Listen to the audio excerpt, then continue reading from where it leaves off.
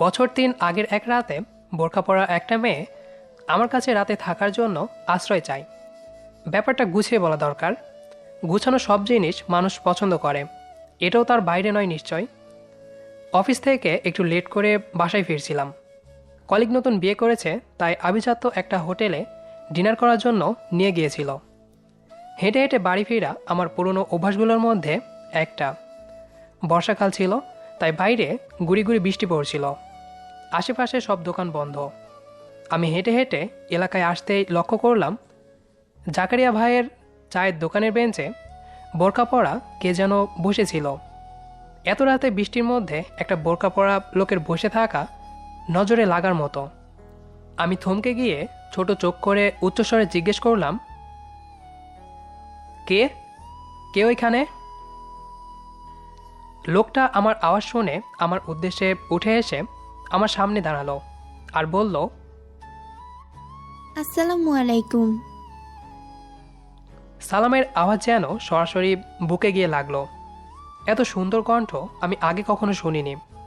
আমি বুঝতে পারলাম বোরকার পিছনে একজন মেয়ে আছে, পর্দাবতী মেয়ে। আমি ভ্রু কুঁচকে মেয়েটার সালামের উত্তর না দিয়েই জিজ্ঞেস করলাম, কে আপনি? এত রাতে এখানে কি করছেন?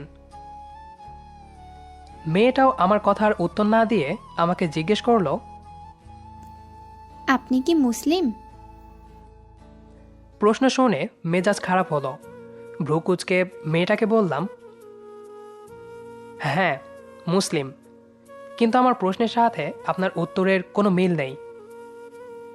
মিল নেই আমিও জানি, কিন্তু শুরুতে আমি আপনাকে সালাম প্রদান করেছিলাম, যার জবাব দেওয়া আপনার উপর ওয়াজিব করা হয়েছে। আপনি কি এই ব্যাপারে অজ্ঞ? কথা শুনে আমার চোখ বড় বড় হয়ে গেল। আমি হাঁ করে বোরকার আড়ালের মেয়েটার দিকে তাকিয়েছিলাম।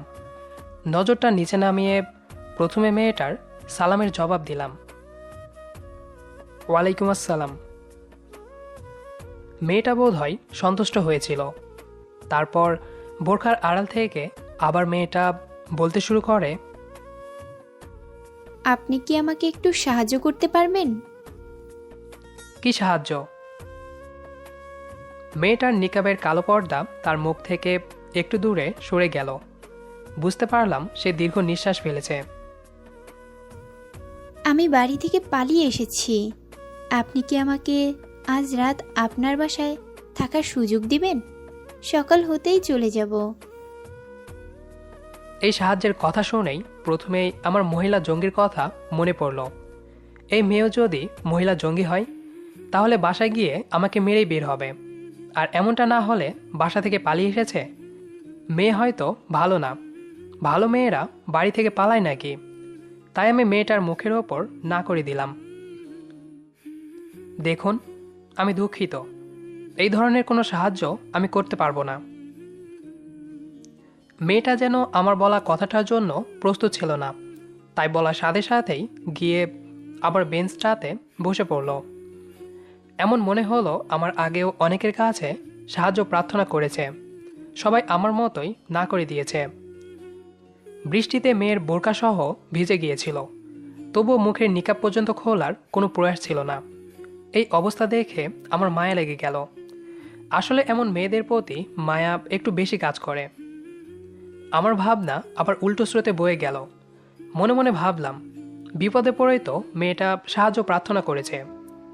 আর শালাই আমি কি দেশের প্রধানমন্ত্রী নাকি যে আমাকে মারতে কেউ ঘরে প্রবেশ করবে? রাতের ব্যাপারই তো, নিয়ে যাই বাসায়, গিয়ে সব শোনা যাবে। তাছাড়া মা তো আছেই। আমি পিছনে গিয়ে মেয়েটাকে ডাক দিলাম, এই যে শুনছেন, চলুন আমার সাথে। মেয়েটা আমার দিকে চেয়ে বেঞ্চ থেকে উঠে আসলো। আমরা দুজন হাঁটতে শুরু করলাম। মেয়েটা একদম স্তব্ধ হাঁটছে, মুখ দিয়ে ধন্যবাদ দেওয়ার নামগন্ধও নেই। না দেওয়াটাই স্বাভাবিক, কারণ মানুষ হিসেবে সাহায্য করা আমার কর্তব্য। কিছুক্ষণের মধ্যেই আমরা বাসায় পৌঁছে যাই। বাবা বছর 5 আগেই মারা গেছে, তাই বাসায় মা একা। আর আমার জানা আছে সে এখনও ঘুমায়নি। ঘরের কলিং বেল টিপতেই মা এসে দরজা খুলল। প্রথমে মা আমার দিকে চেয়ে পরে মেয়েটার দিকে চেয়ে কে জানে কি বুঝে একটা ছোট করে চিৎকার দিয়ে বলে উঠল, তানভীর, তুই আমাকে না জানিয়ে বিয়ে করে ফেললি। কত আশা ছিল তোর বিয়ে নিজে হাতে দিব, তুই একা একাই কাজ সেরে ফেললি। মায়ের কথা শুনে আমার চক্ষু চড়ক গাছ। এতক্ষণে চিৎকার করার মূল কারণ বুঝতে পারলাম। আসলে কলিগের বউয়ের সাথে যখন বসা ছিলাম তখন মা ফোন দিয়ে জানতে চাই আমি কোথায় আছি। উত্তরে ফ্যাজলামো করে বলেছিলাম নতুন বউয়ের সাথে, আর সেই সাথেই আমার মোবাইল বন্ধ হয়ে গিয়েছিল। এখন মাকে বুঝাই কিভাবে এটা আমার বউ না? মেয়েটা এখনো চুপ করে আছে। ঝাড়ি দিতে দিতে ঘরে ঢুকলাম। আরে ধুর, কিসের বিয়ে করেছি? ওনার সাহায্যের দরকার ছিল, তাই বাসায় নিয়ে এলাম। মা আমার দিকে ভ্রুকুচকে চাই আর জিজ্ঞেস করে, বাসায় আবার কিসের সাহায্য? ভিজে গেছি, কাপড়টা পাল্টে নেই। এতক্ষণে তুমি ওনার কাপড় পাল্টে তাকে জিজ্ঞেস করো। আমি আমার রুমে যাওয়ার আগে মেয়েটার দিকে চাই। দেখলাম দরজার সামনে মূর্তির মতো দাঁড়িয়ে আছে। মা মেয়েটাকে ঘরে আসার আমন্ত্রণ জানায়। মেয়েটা ঘরে ঢোকে। আমিও নিজের রুমে চলে যাই। আমি যখন কাপড় পাল্টে বিছানায় ক্লান্তভাবে শুয়ে পড়ি তখন ঘরের মেঝে থেকে মার গলার আওয়াজ শোনা যাচ্ছিল। মা মেয়েটাকে গোয়েন্দার মতো প্রশ্ন করছিল, আর মেয়েটা মনে হয় খুব নিচু স্বরে উত্তর দিচ্ছিল, কারণ মেয়েটার গলার আওয়াজ আমার কান পর্যন্ত আসছিল না। স্ত্রীলিঙ্গের মানুষদের 1000 বছর কথা বলতে দিলেও তা শেষ হবে না। আমি ক্লান্ত অবস্থায় ঘুমিয়ে পড়ি। দুনিয়া ভুলে যাওয়ার মতো ঘুম। সেই ঘুম ভাঙে ভোরে। ঠিক কয়টা বাজে আমার খেয়াল নেই। আমার খুব পানির পিপাসা পেয়েছিল। আমি বিছানা থেকে উঠে ড্রেসিং টেবিলের উদ্দেশ্যে যাই পানি পান করব বলে। বাইরের ঘর খানিকটা আলোকিত করে রেখেছে। আমি পানি গ্লাসে ঢেলে পান করব। এমন সময় দেখলাম যেই মেয়েটাকে রাতে নিয়ে এসেছি সে নামাজের শেষ বৈঠকে বসা। আজব ব্যাপার, এই জামানায় মেয়েরা ফজর নামাজও পড়ে নাকি? আমি কৌতূহলবশত এক পা দুপা করে মেয়েটার সামনে যেতে থাকি। মেয়েটা সালাম ফিরিয়ে হুট করেই আমার উদ্দেশ্যে বলে, আমার সামনে আসবেন না প্লিজ। আমি এখন নিকাব পরিহিত নই। আপনি আমার চেহারা দেখে ফেললে আমাকে পর্দা না করার কারণে আল্লাহর কাছে জবাব দিতে হবে। আমি থমকে দাঁড়াই। মেয়েটাকে ছোট করার উদ্দেশ্যে আমি তাকে একটা প্রশ্ন করলাম, এতই যখন ধর্ম মানেন তাহলে বাসা থেকে পালাইলেন কেন? বাসা থেকে কি ভালো মেয়েরা পালায় নাকি? আমি মেয়েটাকে পিছ থেকেই দেখছিলাম। মেয়েটার ঘাড় নিচের দিকে নেমে গেল আর দীর্ঘ নিঃশ্বাস ছাড়ল। তারপর বলল, কাল রাতে আমার বিয়ে ছিল, আমি সেখান থেকে পালিয়ে এসেছি। কথাটা শুনে মনে আনন্দ লাগলো। মেয়েটাকে ছোট করার আরেকটা সুযোগ পেয়ে গেলাম। আমি সোফার ওপর বসে হাসতে হাসতে জিজ্ঞেস করলাম, প্রেমের কাহিনী নিশ্চয়? তো জানেন না ইসলামের প্রেম হারাম? নিজের একটু ইসলামিক জ্ঞান ঝাড়লাম আর কি। মেয়েটা হয়তো মুচকি হাসি দিয়ে বলল, কে বলল ইসলামে প্রেম হারাম? আল্লাহ ও তার রাসূলের সাথে প্রেম করা কি হারাম? মেয়েটাকে ছোট করতে গিয়ে নিজেই বোকা হয়ে গেলাম। তারপর আমতা আমতা করে বললাম, তা অবশ্য ঠিক। তাহলে বিয়ে বাড়ি থেকে পালালেন কেন? আমার বিয়েটা একটা ধনী পরিবারের ছেলের সাথে হতে যাচ্ছিল। আমি মেয়েটার কথার মাঝখানে থামিয়ে দিয়ে বললাম, তাহলে তো সুখেই দিন পার করতে যাচ্ছিলেন, পালালেন কেন? মেয়েটা হয়তো বিরক্ত বোধ করলো, আবার বলতে শুরু করলো, বড়লোকের বিয়ে মানে তো জানি নেই, ধুমধাম করে বিয়ে করিয়ে সবাইকে জানাতে হবে। বউ স্টেজে সেজে বসে থাকবে আর সবাই তাকে দূর থেকে দেখতে পারবে। মাঝে মাঝে কয়েকজন ছবি তুলবে। আর এটাই আমার পছন্দ ছিল না। ব্যাস এটুকুই কারণ। স্টেজে বসতে আপনার সমস্যা কী ছিল? মেয়েটা আমার প্রশ্নের পরিবর্তে আমাকে প্রশ্ন করলো, আপনি কি কখনো কুমারী পূজা দেখেছেন? হ্যাঁ, অবশ্যই দেখেছি। কি হয় ওখানে? একটা মেয়ে স্টেজে বসে থাকে আর তাকে জনে জনে পূজা করে, ভক্তি করে। মেয়েটা হয়তো মুচকি হাসলো আর বলল, আপনি আপনার উত্তর পেয়ে গেছেন। মেয়েটার কথা শুনে আমার চোখ বড় বড় হয়ে গেল। নিজেই নিজেকে প্রশ্ন করলাম, মেয়েটা কি এই ধরনের বিয়েকে কুমারী পূজার সাথে তুলনা করলো? চুপ করে ভেবে নিজেই নিজেকে উত্তর দিলাম, ঠিকই তো, এই ধরনের বিয়ে আর কুমারী পূজার মধ্যে সম্পূর্ণ মিল আছে। আমি মেয়েটাকে আবার বললাম, তাহলে হিজাব পরে স্টেজে বসতেন, হিজাব তো পর্দারই অংশ। মেয়েটা হয়তো রেগে গেল, গলার স্বরটা একটু ভারী করে বলল, আপনাকে কে বলেছে হিজাব পর্দার অংশ? সবাই তো এখন হিজাব পরে পর্দা করে। আমি কত হাজি সাহেবদেরকেও দেখেছি তাদের বউ ও মেয়েকে হিজাব পরিয়ে রাখে। মাথায় টুপি আর পাঞ্জাবি লাগানো সুন্নত জেনে হজ করলেই হজি হওয়া যায় না। যারা পর্দার মূল অর্থই জানে না তারা হজ করে কিভাবে আর হজিই হয় কিভাবে? কথা শুনে বুঝতে পারলাম মেয়েটার ইসলাম সম্পর্কে ভালো জ্ঞান আছে। জ্ঞানী লোক ভয়ঙ্কর হয়, আর মেয়েরা যদি জ্ঞানী হয় তাহলে তো ভয়ঙ্করের বাপ হয়ে যায়। আমি মেয়েটাকে জিজ্ঞেস করলাম, তাহলে পর্দার মূল অর্থ কি? মেয়েটা কোরআন থেকে 2টি আয়াতের অর্থ শোনালো। হে নবী, তুমি তোমার স্ত্রী, কন্যা ও মুসলিম রমণীগণকে বলো তারা যেন তাদের চাদরের কিয়াদংশ নিজেদের মুখমণ্ডলের উপর টেনে নেয়, এতে তাদেরকে চেনা সহজতর হবে। ফলে তাদেরকে উত্ত্যক্ত করা হবে না, লম্পটরা তাদেরকে উত্ত্যক্ত করবে না। সূরা আহজাব 33 নম্বর সূরা, আয়াত 59। মুমিন নারীগণকে বলো তারা যেন নিজেদের দৃষ্টি সংযত করেও লজ্জাস্থান হিফাজত করে এবং যা প্রকাশ পায় তাছাড়া তাদের আবরণ প্রদর্শন না করে। তাদের গ্রীবা ও বক্ষদেশ যেন মাথার কাপড়, ওড়না অথবা চাদর দ্বারা আবৃত থাকে। সূরা আন-নূর 24 নম্বর সূরা, আয়াত 31।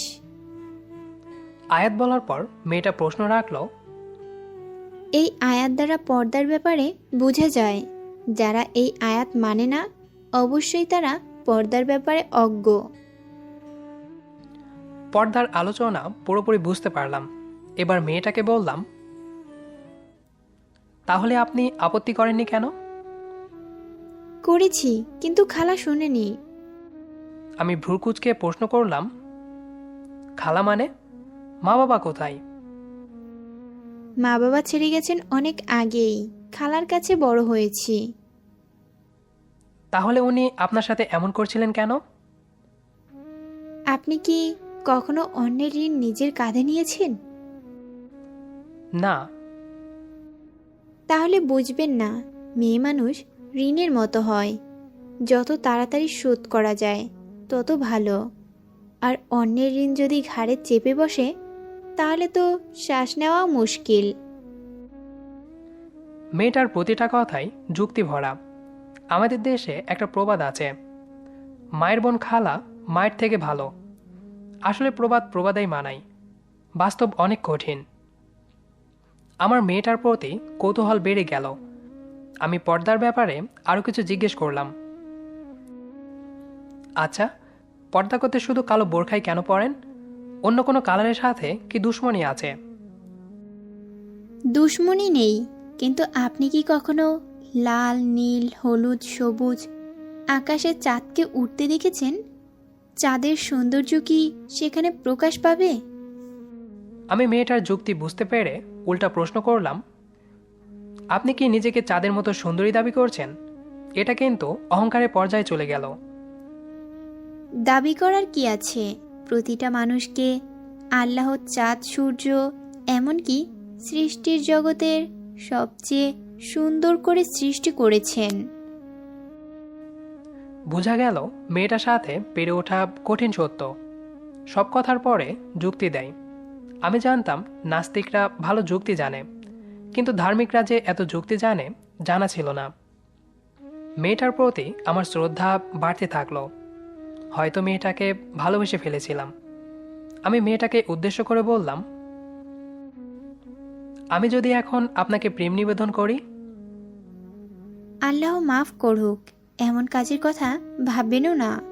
প্রেমগুলো এখন শুরু হয়ে গেছে, অথচ প্রেমগুলো ত্রিভুজাকার হওয়া উচিত ছিল। মানে? আমার করা দোয়াটি আল্লাহ পর্যন্ত যাবে, মানে একটি রেখা। আমাকে পাওয়ার জন্য যে দোয়া করবে তার থেকে আল্লাহ পর্যন্ত আরেকটা রেখা। আর আল্লাহ আমাদের মাঝে যে রেখাটি টানবেন সেটা দিয়ে ত্রিভুজাকার হওয়া দরকার ছিল, কিন্তু এখন তেমন কিছু হয় না। আমি সত্যি মেয়েটার প্রতি আসক্ত হয়ে গেলাম। সকাল হয়ে গেছে, বাইরে সবই স্পষ্ট দেখা যাচ্ছিল। আমার জন্য 1000 বছরের শ্রেষ্ঠ সকাল। আমি মায়ের সাথে কথা বলে মেয়েটাকে আর ঘর থেকে বের হতে দেইনি। একজন মায়ের কথা একটা মেয়ে অমান্য করতে পারে না, এটা মেয়েদের দুর্বলতা। আমি মেয়েটার ব্যাপারে কিছুই জানতাম না, এমনকি নামও না। তবুও মেয়েটাকে সেই দিনই বিয়ে করে ফেলি। মধুচন্দ্রিমার রাতে যখন বৈধভাবে মেয়েটার চেহারা দেখলাম, বুঝতে পারলাম কেন আল্লাহ বলেছেন তিনি মানুষকে সব থেকে সুন্দর করে সৃষ্টি করেছেন। আমার ঘরে যেন চাঁদের থেকে সুন্দর একটা মুখ প্রবেশ করেছে। আমি আল্লাহর শুকরিয়া না করে পারলাম না। মেয়েটাকে বিয়ে করার পর আমি তার নাম জিজ্ঞেস করেছিলাম। উত্তরে সে বলেছিল জোবাইদা ইসলাম নীলা। ওর নামটাই যেন আমার ভাবনাগুলো পবিত্র করে দিয়েছে। আসলেই যে আল্লাহর ওপর বিশ্বাস রাখে তার জন্য আল্লাহই যথেষ্ট। ওই যে একটা আয়াত আছে না, মুমিন পুরুষের জন্য পতিতা নারী হারাম। এখানে এটা দ্বারা শুধু মুমিন আর পতিতা অর্থে বোঝায়নি। এটার মূল অর্থ হলো যে যেমন সে তেমনই পাবে। আমি কখনো কারোর সাথে প্রেম করিনি, নীলাও কারোর সাথে প্রেম করেনি। আজ একটা কথা ভাবি আর বুঝতে পারি কেন আল্লাহ বলেছেন নেককার স্ত্রী একজন মুমিনের জন্য সবচেয়ে বড় পুরস্কার। আমি হয়তো মুমিন না, কিন্তু নীলার মতো মেয়েকে বউ হিসেবে পেয়ে আমি আসলে পুরস্কৃত। আমার আরেকটা ধারণা পাল্টে গেছে। ইসলাম হয়তো রোমান্টিক না, কিন্তু বিয়ের পর দেখা গেল আমরা রোমান্টিকতা মনে করি ওইগুলো আসলে নোংরামি। আর ইসলামে রোমান্টিকতা পাপ। নীলা প্রতিদিন ভোরে আমার কপালে চুমু দিয়ে ফজর নামাজ পড়তে ডাক দেয়, জুমার দিনে পাগড়ি বেঁধে দেয়, চোখে সুরমা লাগিয়ে দেয়। বর্তমানে কয়েকজন স্ত্রী তার স্বামীর সাথে এমন আচরণ করে। আর বৃষ্টিতে ভেজাকে আমরা রোমান্টিকতা বলি না, ওইখানেও ইসলাম রোমান্টিক। আসলে বৃষ্টিতে ভেজাও সুন্নত। কয়েকদিন আগে নীলা আমাকে বৃষ্টিতে ভেজার জন্য ছাদে টানতে লাগলো। আমি যেতে মানা করাই ও আমাকে একটা হাদিস শোনালো। আনাস ইবনে মালিক রাদিয়াল্লাহু তাআলা আনহু বর্ণনা করে, আমরা একদিন বৃষ্টিপাতের সময় রাসূল সাল্লাল্লাহু আলাইহি ওয়াসাল্লামের সাথেই ছিলাম। এমন সময় তিনি তার গায়ের জামা খানিকটা আলগা করে দিলেন। পতিত বৃষ্টি তার ত্বক ভিজিয়ে দিল। আমরা জিজ্ঞেস করলাম, হে আল্লাহর নবী, আপনি এমন কেন করলেন? উত্তরে তিনি বলেন, এটা মাত্রই আমার রবের নিকট থেকে পতিত হয়েছে। সহিহ মুসলিম। ইসলাম যে মানুষকে এত রোমান্টিক বানায় আগে জানা ছিল না। ধর্মের কথা মারাত্মক। আগে একটা কথা বলেছিলাম, মানুষ সাজানো গোছানো জিনিস পছন্দ করে। তো ইসলাম এতটাই গোছানো যে কেউ এটার একটা জিনিসও আবিষ্কার করতে পারবে না। আমার গর্ব হচ্ছিল এই ভেবে যে আমি একজন পর্দাবতীর স্বামী। রূপবতীর রূপ, মায়াবতীর মায়া, লজ্জাবতীর লজ্জা সব জায়গায় সমান নাও হতে পারে, কিন্তু একজন পর্দাবতীর পর্দা সব জায়গায় সবসময় সমান। আশা করি গল্পটি আপনাদের কাছে ভালো লেগেছে। আর যদি ভালো লেগে থাকে তাহলে এই ভিডিওটিতে একটি লাইক দিবেন। আর নিয়মিত এমন ভালোবাসার গল্প পেতে আমাদের চ্যানেলটি সাবস্ক্রাইব করে আমাদের সাথেই থাকবেন। আর হ্যাঁ, কমেন্ট করে জানাতে ভুলবেন না আমাদের আজকের গল্পটি কেমন হয়েছিল।